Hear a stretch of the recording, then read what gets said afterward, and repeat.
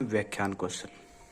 सबसे पहले ऊपर जो अपना इंट्रोडक्शन होगा, जैसे छात्राध्यापक का नाम, दिनांक, कक्षा, कालांश, विषय, समय। उसके बाद आएगा प्रकरण। हम बच्चों को व्याख्यान कौशल के अंदर प्रकरण पहले से बता देते हैं। जैसे बच्चों आज का हमारा प्रकरण होगा रानी लक्ष्मीबाई।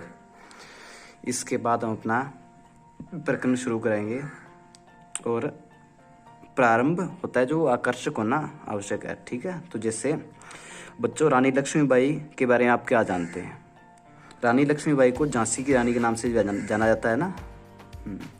और ये भारत के 1857 की क्रांति के महान स्वतंत्रता सेनानियों में से एक थी। रानी लक्ष्मीबाई का जन्म 19 नवंबर 1835 में काशी शहर में हुआ। इनके पिता का नाम मोरोपंत तांबे था, माता का नाम भागीरथी बाई था। लक्ष्मीबाई को बचपन में मनुबाई नाम से बुलाया जाता था। इनके बचपन के बारे में बात बताने के बाद उसके बाद इनके वैवाहिक जीवन की बात करेंगे तो 14 वर्ष की कम आयु में इनका विवाह झांसी के राजा गंगाधर राव से कर दिया गया था। 1851 में लक्ष्मीबाई ने पुत्र को जन्म दिया, लेकिन कुछ माह बाद ही उसका निधन हो गया। गंगाधर राव को इस बात का गहरा सदमा पहुंचा और उसका भी निधन हो गया। लक्ष्मीबाई इस समय अपने जीवन के कठिन संघर्षों से जूझ रही थी। ईस्ट इंडिया कंपनी ने इसी मौके का फायदा उठाया और झांसी को अंग्रेजी राज्य में शामिल करने की घोषणा कर दी।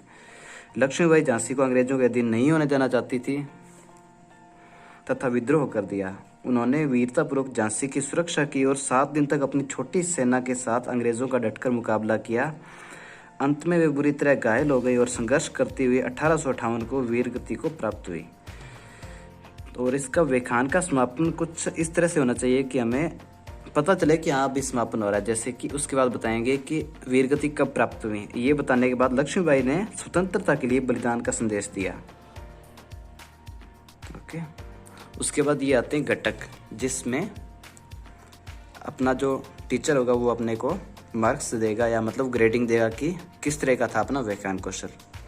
जैसे इसमें था कि मेरे व्याख्यान के अंदर कुछ के अंदर उत्तम और कुछ के अंदर बहुत अच्छा, मतलब ऑलमोस्ट अच्छा बताया गया था। और ये जो भी कमेंट किए गए थे सर के द्वारा वो लिखे गए।